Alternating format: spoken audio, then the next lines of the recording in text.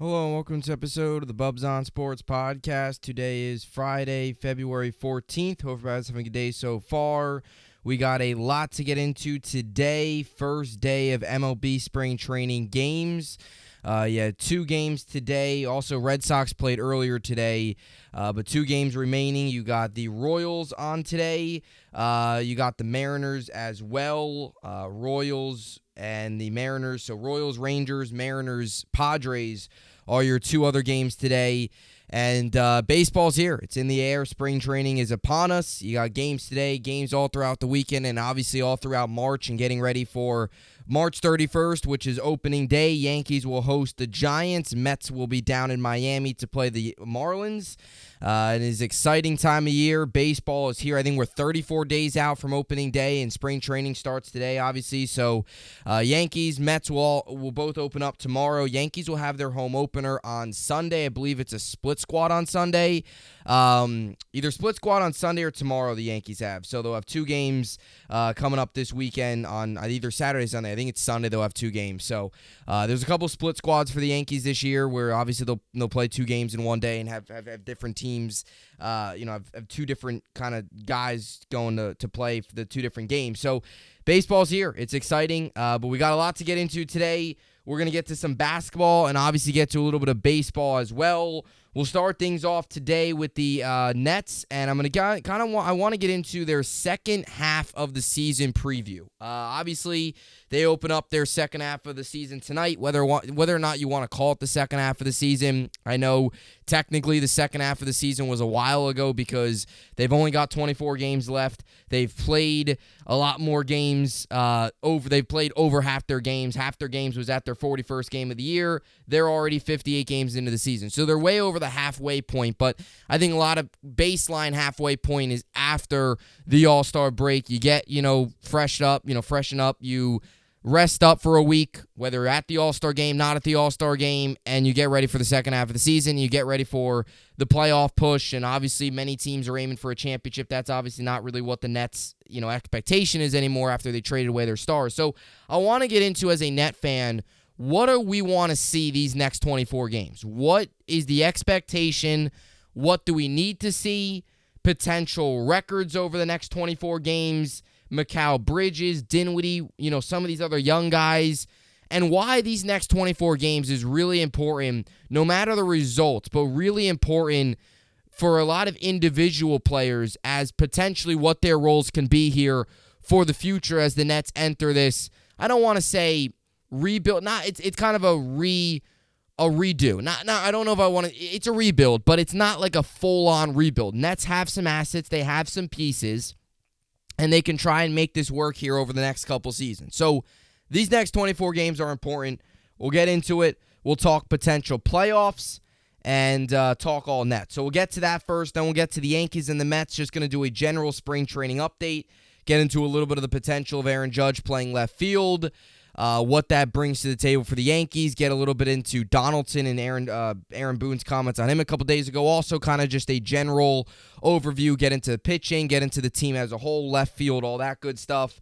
And for the Mets, I obviously want to get to the Mets. They had a intra-squad game today that I believe was live on YouTube. I was watching a little bit earlier today. So they had an intra-squad game today. And I also want to get into a little bit more about Starling Marte, a guy that health has kind of been one of the main focuses with the Mets. Got hit by a pitch last year, missed the final month of the season, came into the postseason, really struggled, with the hand injury after getting hit by a pitch. Then he needed to get core muscle surgery in the offseason. And Starling Marte is a guy that the Mets need healthy. He is very similar to the Yankees' DJ LeMahieu, where he is their X factor if Starling Marte can stay healthy. He's a huge piece of that lineup, and they really missed him last year not being healthy down the stretch of the season. So we'll get into him. We'll get into a lot of stuff as well, revolving around the Yankees and the Mets to close things out. And obviously Knicks tonight. Nets against the Bulls. Knicks tonight against the Wizards. Both those games on the road as they return from the All-Star break. So we'll get right into it here. We'll start off with the Brooklyn Nets here on the Bubbs on Sports podcast. Let's get into it here. So we're gonna start off today talking a little Nets. So obviously the All-Star break, actually yesterday you had your first games come out of the All-Star break. Had a good amount of games last night, and then the rest of the league plays today. I think there's 3, 6, 8 games tonight. Nets, Bulls in Chicago, DC. The Knicks will be in DC tonight against the Wizards for a little Friday night Knicks and a little Friday night Nets. But obviously, the Nets have, obviously last Wednesday was the last time the Nets played a game, so it's been a week and a half. You had the whole All-Star festivities, and, now you're going to see across the league, you're going to see, every team try and make their playoff push, and, whether you're on the outside looking in or whether you're a team like the Celtics right now trying to secure the number one spot, whether you're a team like the Bucks or the 76ers or, even a team like the Wizards who are that team that's kind of right now currently on the the 10 spot in the play-in, trying to hold on to their play-in spot. A team like the Knicks that right now is the 6th seed, potentially looking to jump the Nets. Teams like the Heat and Hawks who are trying to stay within the play-in.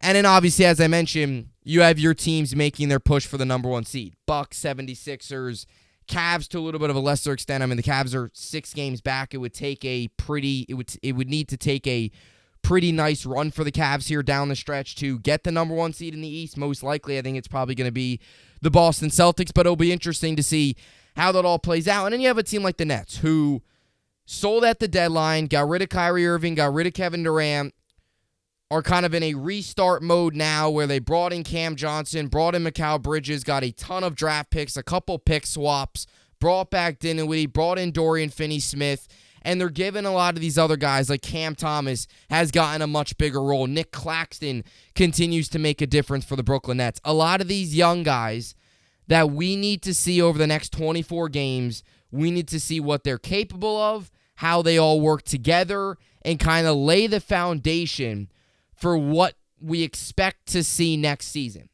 Because if Cam Thomas goes out and plays really well, he's probably back next year. If Bridges goes out and plays really well and is connecting well with this team, he's probably back next year. Now, guys like Joe Harris, guys like Seth Curry are probably gone at the end of the year. Veterans, the Nets are going to really have a youth movement. They're going to try to bring in a lot of young guys. They've got Claxton, obviously, already. They've got Cam Thomas, a guy like Mikal Bridges, although potentially you could get a ton of picks for him. It will be interesting to see how the Nets approach that in the offseason. Do they take the route of a young guy they already have now or potentially trading one of their young pieces for 3-4 picks, which actually there was some reports that when the Nets originally traded Kevin Durant to the Suns and got Mikal Bridges in return, there were some reports that the Nets were being offered like 4 first-round picks for Mikal Bridges, and they're like, no, we're not going to give him up right now.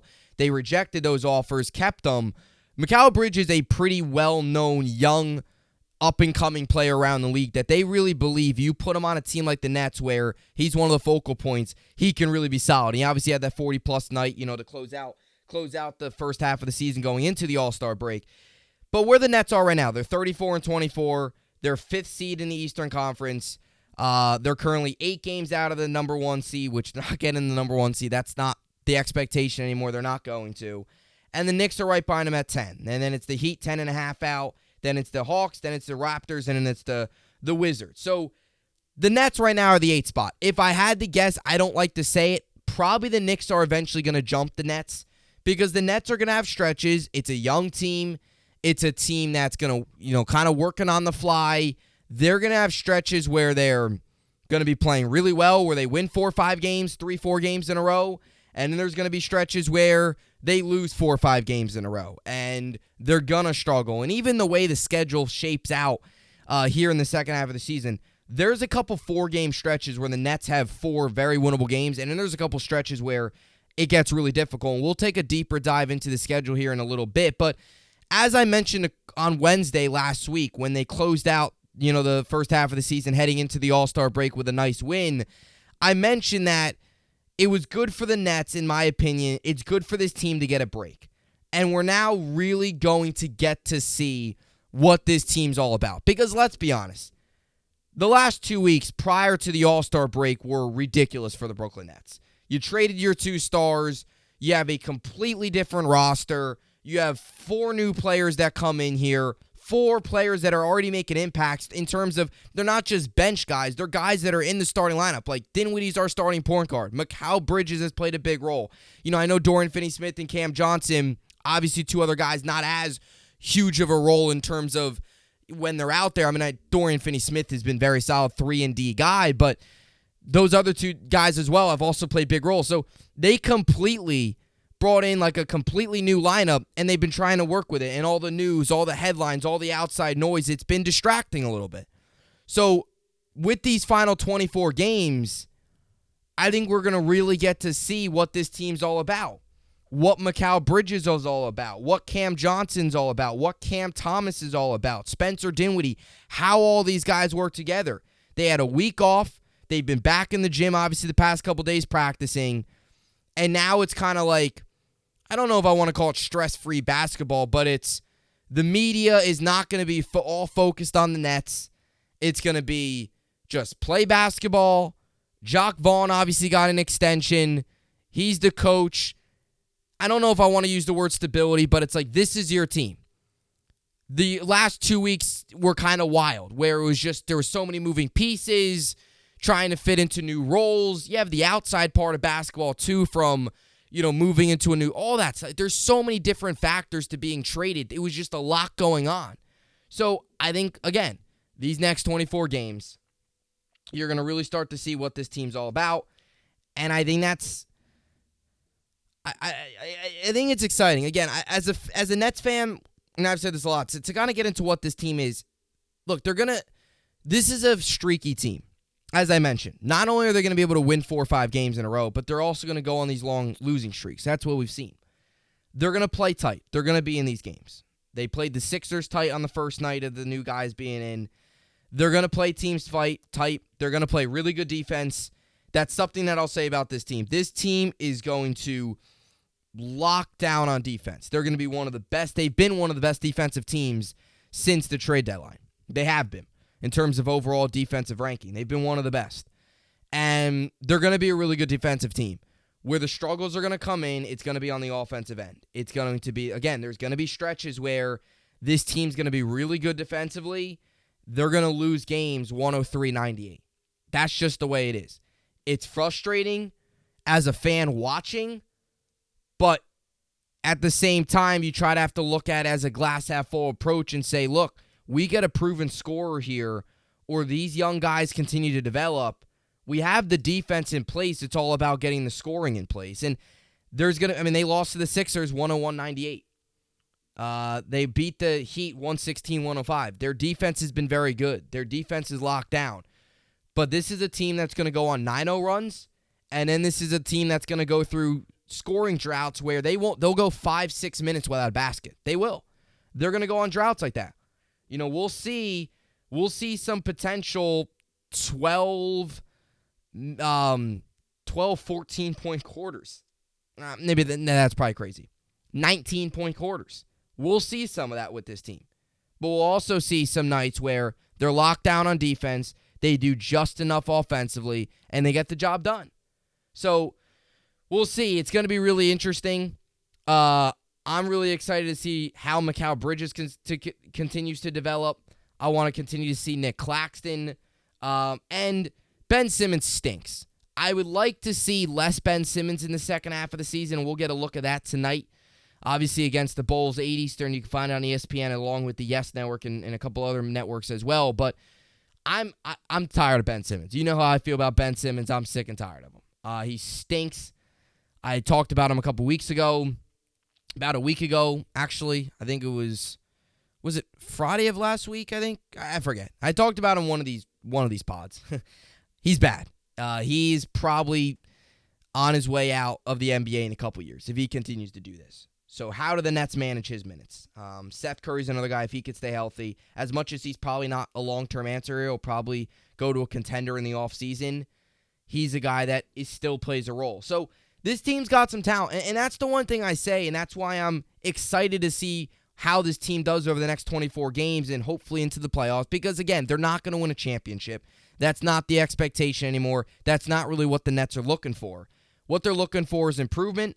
They're looking for when this team, the first couple games this new team played to the last couple games they play, it's going to be a drastic difference. That's the goal. We're supposed to see growth. We're supposed to see a lot more chemistry. We're supposed to see a lot, just a overall a better team from day one that we saw with this new team to when all is said and done in the regular season and into the postseason.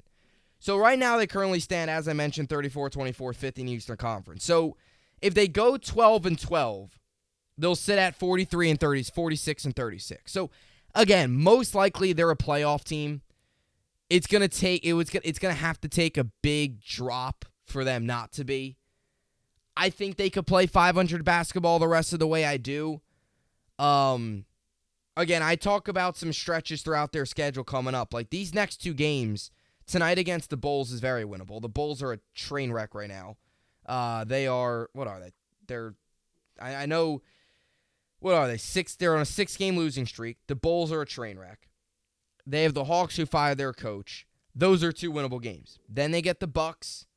Then they get the Knicks. Then they get the Celtics. That's my thing, where they'll have stretches where they have 3 very winnable games, and they're going to have a couple tough games. So, again, I think they could beat the Bulls, and then they could beat the Hawks. They're capable of beating the Hornets. That's 4 wins right there. Rockets is probably a win. I think a team like the Heat, you could beat them. Magic, Rockets, Hawks again. Jazz is winnable. Magic, Pistons. There's room there for 10, 11, 12 wins.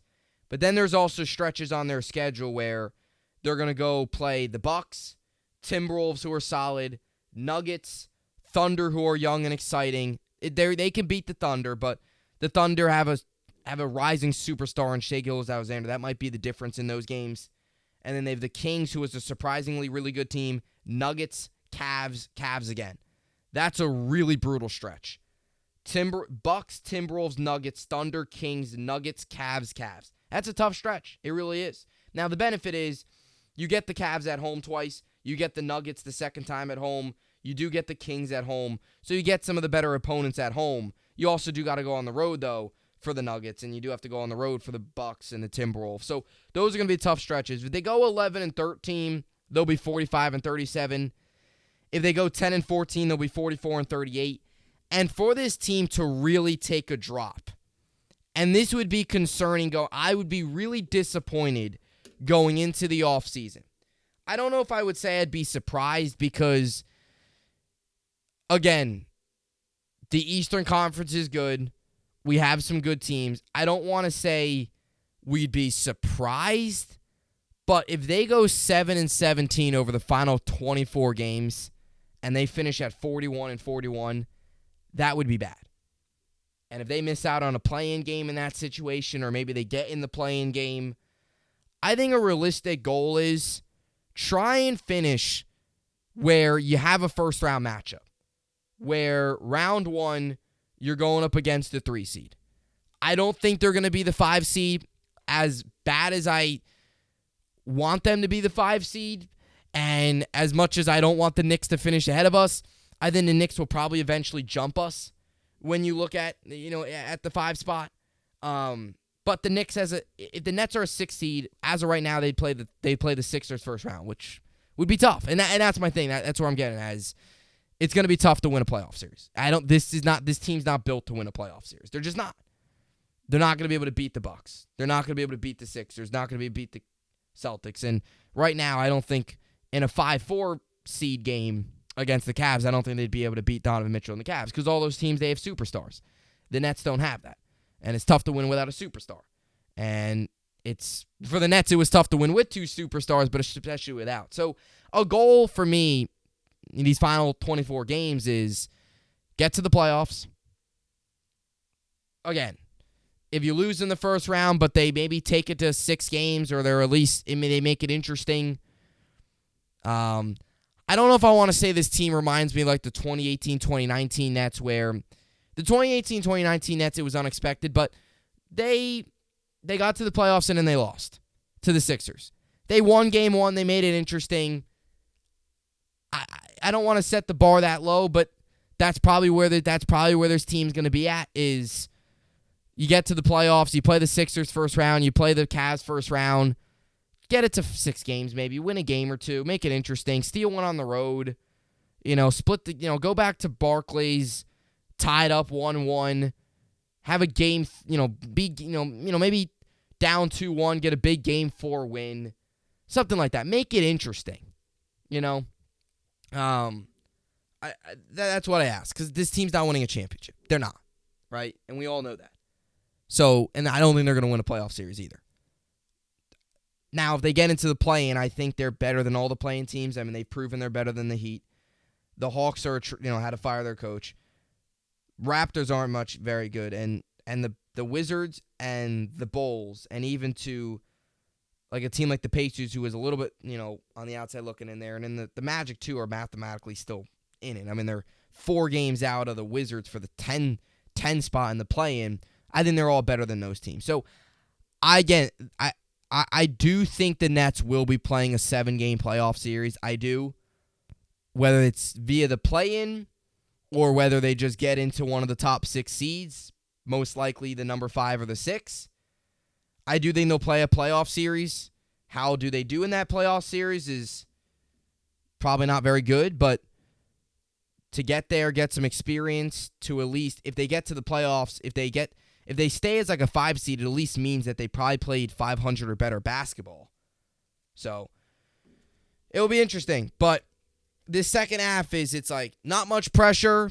Just go out there, play basketball, and see what happens. That's really kind of where we're at with the Brooklyn Nets in terms of their team right now and what to expect here the remaining of the season. And that's not a bad thing where we're at. When you have to, again, I've seen a lot of Nets rosters worse than this one. This roster's got some fun guys. I mean, I like Mikal Bridges a lot. I do. I would like to see him stay here longer. I don't know if he is. I know there's probably going to be some teams, especially if he continues to play the way he is, that might be interested in do the Nets potentially trade him for a lot more draft picks. It's possible. I don't know if Dinwiddie's long-term here. If Cam Thomas has played well, you might just see Cam Thomas be the starting point guard next year. Again, the veterans, guys like Joe Harris, Seth Curry, will probably be out after this season. They will. Even a guy like Ben Simmons is not coming back this next year. So there are some names definitely on this list that are probably out. But Claxton's another guy too where he's having a career year. Claxton's putting up a double-double per game. He's having a heck of a season. He almost a double-double per game. 9 boards per game, 12.8 points. He's having a heck of a season. He's leading the team in blocks with over 2 blocks a game. He's been phenomenal. So he's another guy too where it's just like, continue to play like this, it's going to be exciting. So we'll see. I don't want to act like maybe I'm trying to buy myself into this net team and act like I'm trying to get, but I mean there's some things here. Again, we have to move on from the KD Kyrie era. I still think there's a lot of Net fans caught up in the fact that never worked out. It didn't work out. You move on. It was a failure. It stunk. I still see a lot of Nets fans playing the what ifs in their head of, oh, if we had KD, or we shouldn't have traded Kevin Durant. We should have, if Kevin Durant was on this team, we'd be a finals contender.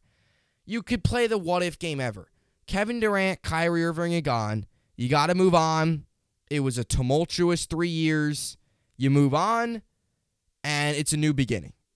And you have 24 games to try and get a playoff spot, have a playoff series.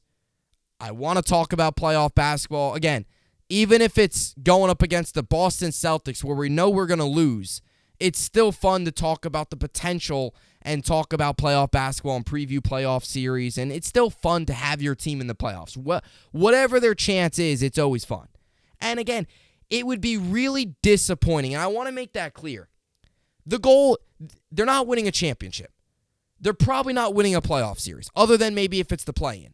But I want to make this clear. Okay, if this team would to miss the playoffs this season, it would mean they would have to have an utter collapse. They would have to go, 41-41 probably gets this team to a play-in. They would probably have to go like 5-19 over their final 14 games, or something so bad that they're losing like 9 straight. And that would be really bad. To go into the offseason playing your worst basketball of the year, missing out on the playoffs after 24 games left, being the 5th seed in the Eastern Conference, would be really bad. So I want to make that clear when I talk about playoffs. I think it still should be a goal, because if they don't make it, it means things really got bad, and that's not what you want to see. You want to see progress out of this young group, not taking a step backwards. So that's how I see it. So it'll be interesting. And it starts tonight against the Bulls in Chicago. And it's crazy. It's crazy how fast basketball season goes. 82 games flies by. Same thing with hockey, obviously, as well. So we'll see. We'll see how it all plays out here. But now I move on from a little basketball here to a little bit of baseball here on this Friday. I want to get into a little bit of the Yankees and the Mets as the MLB Spring Training started up today. We've heard some different reports out of the Yankees and the Mets Spring Training, and I want to get into the Yankees first here. We heard a report the other day that Judge is interested in playing left field. And look, obviously left field has been a big issue with the New York Yankees. With this team, I don't know why it hasn't been addressed. It's frustrating as a fan when you always go into the off seasons and you always look at needs. And I don't want to sit here and be that fan of say, we should have brought back Benintendi. He got paid a lot in Chicago. I don't know if I would have given Benintendi. I think it was 5 years, $75 million. It was a pretty good amount. I was okay with him leaving. But I also said the Yankees got to bring in somebody else. They never did that. So the Yankees left field spot is still questionable. Still very, very questionable. And here we go again with Aaron Judge, where he's got to come and save the day, basically. He's willing to play left field. And a lot of this hinges on what does Stanton want to do? And what are the Yankees willing to do with Giancarlo Stanton in terms of his time this year in the outfield? Obviously, last season he played some games in the outfield. The injuries are a concern. He's been hurt a lot. The outfield has been part of it. They don't want him to get hurt. The only way he plays outfield is in right. And with the Yankees having a hole in left, if you could put Judge in left and make it work, Judge can already play center and right. If you could plug him in left, have Bader in center and Stanton in right for a good amount of games this year, as long as Stanton can stay healthy, that's a big positive to me for the New York Yankees. I think it is a big positive. Number one, you get a lot better in left. Now, if I had to guess, probably Oswaldo's the opening day left fielder, but do they go out and maybe get a guy like a Profar? Do they go out and trade for somebody? A lot of this is going to depend on how these spring training games go. Because you also have a guy in a Rafael Ortega who is coming up the non-roster invite pipeline, I guess if that's what you want to call it. He's a guy that was a non-roster invite. Yankees were like, hey, come in, left fielder. 2021 he batted .291. He had a 103. He had 103 games played. If he has a great camp, you bring him up.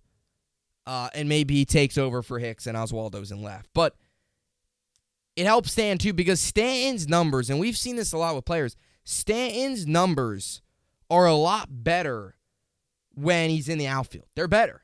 He's not in the outfield much, but his numbers are better. And that happens. Some guys are better when they play the field. So to me, I'm all for Judge in left for a decent amount of games, obviously.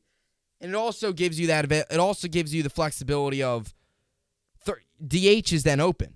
Because basically Stan's just a straight, basically just a DH. So the DH spot would be open, where you could do a couple different stuff with that. You could plug Oswaldo in there with, if he's hot and you want to get Stanton in the outfield and you don't want to take, and Judge is okay to play left, okay, put Oswaldo at you. Or let's say this, if Oswaldo needs to play third one day, okay, Oswaldo third, and this is what's great about Oswaldo.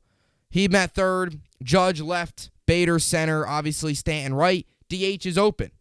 If Volpe's up, you could plug Volpe in at DH. You could plug LeMahieu in at DH. Your lineup gets a lot better.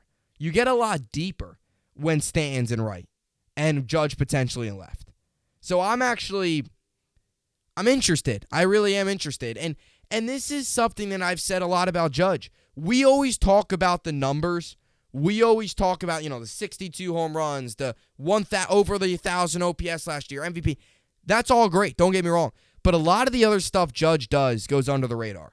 He plays center. He can play right. He'll DH if you need him to. He's obviously a leader. Now he's willing to play left. He's willing to do a lot of different things to help the team. You don't see that too much out of stars. A lot of stars these days are selfish. they want to play one position or not, they're not fully balled in on winning. The one thing you could say about Judge is he's willing to do a ton. Because if him and left helps the team in a big way. It really does. It makes this team deeper. And he's not going to play left field for 145, 150 games. That's not going to be the case. But him in left for, 40, 30 games maybe, is solid. So I like it. Another thing Boone said, which I think is stupid, but it was about Josh Donaldson having a bounce back year. He said something between the lines of, if you don't think Josh Donaldson's going to have a bounce back season, you're crazy. And look, it depends on what you're asking out of Josh Donaldson. If you're asking for Josh Donaldson this season to come out and bat .280, crank in 35 home runs, have an OPS over 900, if that's what you're asking and that's what you're expecting, then you are crazy. But the bar is so low, he literally is coming off of a year where he's had the lowest OPS since 2012. The first time he's had an under 700 OPS since 2012. And his second lowest batting average ever, dating all the way back to 156 in 2010, which was his rookie year, where he barely played rookie season. He only played 14 games. So if you're asking Donaldson this year to come out and hit .230, he only hit 16 home runs, which was 15 home runs, which I believe was 11 drop-off from the year prior. If you're asking him to go out there this year, hit 20 home runs, bat .230, have an OPS of 710, that's not crazy because he can't get much worse than last year. But again, Donaldson, he's old. He's not the same. He's not what he was 8 years ago. We have to stop acting like MVP Josh Donaldson's going to come back. So I hit you with a positive, Judge playing left. Here's a negative with Donaldson. He stinks. I'm all off the Donaldson train. And you could tell how pitchers are pitching it with him. I talked about this yesterday in my Bubbs Talking Baseball podcast. Pitchers are going a lot more, I guess if you want to say, they're going a lot more off speed on him, breaking balls on him, and less fastballs. He saw the least amount of fastballs thrown at him this year in a very long time in terms of percentage. So, and he looks at strikes right down the middle. He's good defensively, but here's my thing with Donaldson. Everybody's acting like he's going to have this big year. If he starts out April and LeMahieu's hitting and he's healthy, he's going to be starting at third. Whether or not you like it or not, he's going to be starting at third. LeMahieu will be. So, to me, I think a lot of what Donaldson does this year is based off of LeMahieu's performance. Because LeMahieu, as I said, he's the X factor to this team. He's a huge piece. Him healthy, this team's a different team. Let's just be honest. And the same thing goes for Starling Marte here as we move into the Mets. Marte obviously got hit last year with a pitch during the game, or during the Pirates game, I think it was, back in September. Went out, went down, and wasn't the same. Came back for the postseason, went 2 for 12 in 3 games against the Padres. Mets obviously lose, get outscored 13-1 in their 2 losses. It was ugly. He goes in the offseason to get core muscle surgery. The Mets have tried to been keeping this under wraps, but for the New York Mets, I look at 2 players this year that are pivotal. Kodai Senga, and it's Kodai Senga to the 2 players that are pivotal are Kodai Senga and Starling Marte. Because Senga, if he does what he did in Japan, he has potential to be like an ace. And you'd almost have like a third ace complementing Verlander and Scherzer. If he comes in and struggles, that's an issue. Because then you're looking at Carrasco's an innings eater, inconsistent, and Quintana's solid, but he's kind of a, I think it's a 2-year deal. He's not here for long term. Senga, although we hear reports out of camp that the ghost ball that he throws is really, really living up to its name, he's a big part. He is a big, very big piece. And obviously, you look at a guy like Marte, I think he's the Mets version of LeMahieu. Him healthy is huge. Without him, that's a tough bat in the lineup. So, it'll be interesting. But the Mets still have questions. I mean, both the Yankees and the Mets still have questions. The Yankees have questions in left. I guess if you want to say, shortstop and third, although I think third base, we're going to get our answer fairly quickly, whether or not it's LeMahieu or Donaldson. Hopefully it's LeMahieu. Short, you have questions. I don't want to say they're bad questions. Like, left field's a bad question.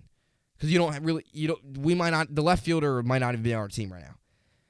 With shortstop, you have the pieces there. Like Peraza, IKF, Volpe. You have guys that are capable of playing short. Specifically Volpe and obviously Peraza. So you feel good about them figuring that out. But the other positions, it's like, geez, like what is this? That's the tough part. So we'll see. We'll see how it all plays out. And for the Mets, they still probably need another big bat, but it's catcher and third. Eduardo Escobar got hot last season towards the end of the year. You get him back if he plays well and plays more like he did at the end of last year. Brett Beatty gets some opportunities. How much of Alvarez are we going to see this season? It'll be really interesting to see.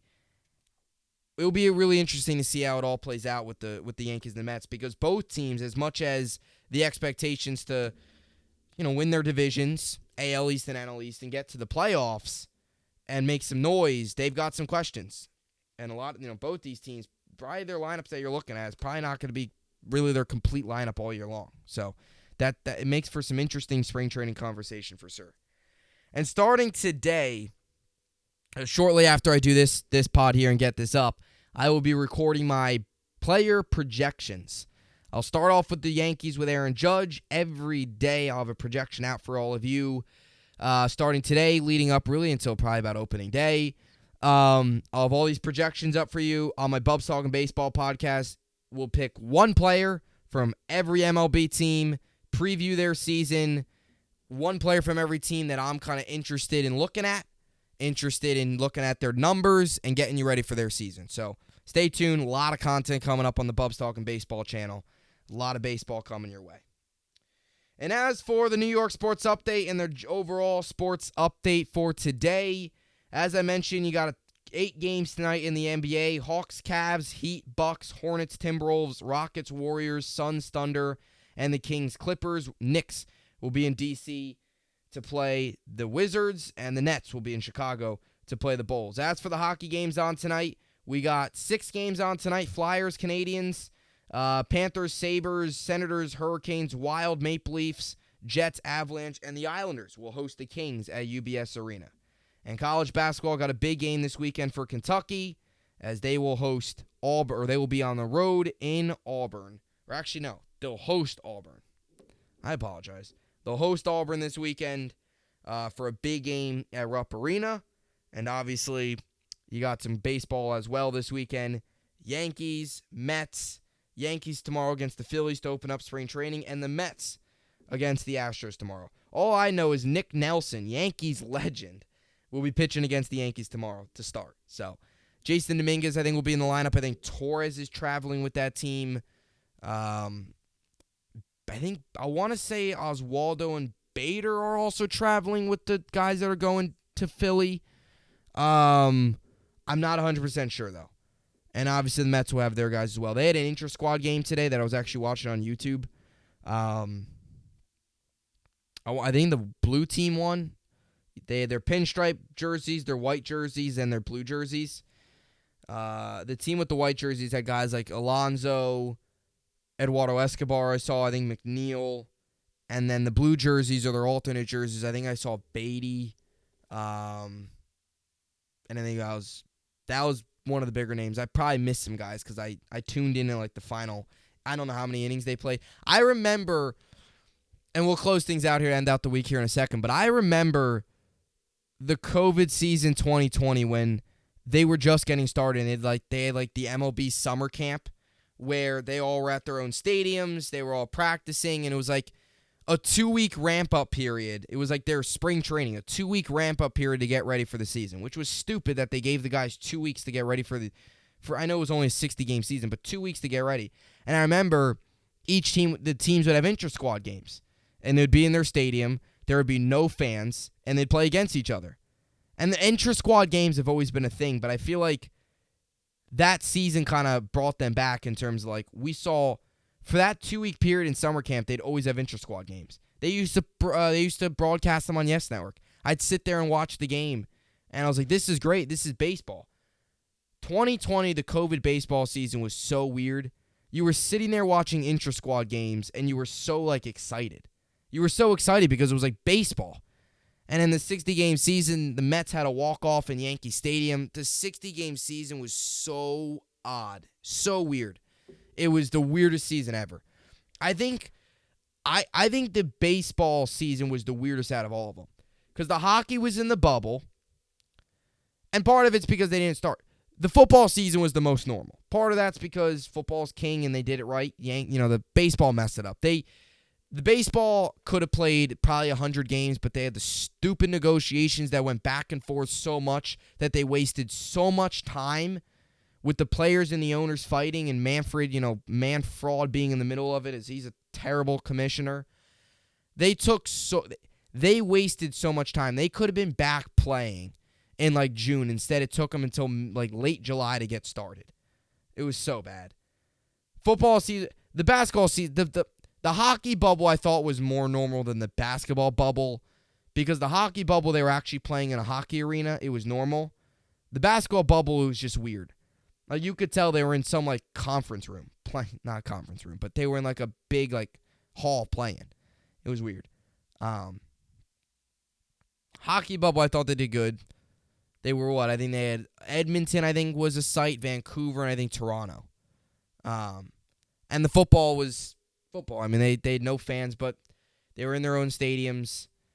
Baseball was just weird because you had some of those doubleheaders, like the Mets were playing a home game at Yankee Stadium. They hit a walk-off at Yankee Stadium on the road, but yeah, they were the home team. It was such a weird season. But anyway, that's what I thought of today watching that Mets intra-squad game. I was like, I remember when the Yankees were playing their intra-squad games, and you would get so excited. Like, they would say, "Oh, intra-squad game tonight, 7 Eastern on Yes," and I'd be like, I was looking forward to it because there was nothing. I mean, that was baseball, right? You were looking so forward to it. You know, it was like you were getting ready for the World Series, but it was some like 3-inning intra-squad game that lasted an hour. It was crazy. So anyway, that will do it for the podcast here today. Enjoy the weekend. Tons of sports on. Spring training is here. Baseball is back. And just the start, obviously, of a long, long season. So a lot coming your way. As always, hope you enjoyed it. Enjoy your weekend. See you all back here on Monday. And as always, hope you enjoyed it. And thanks for watching.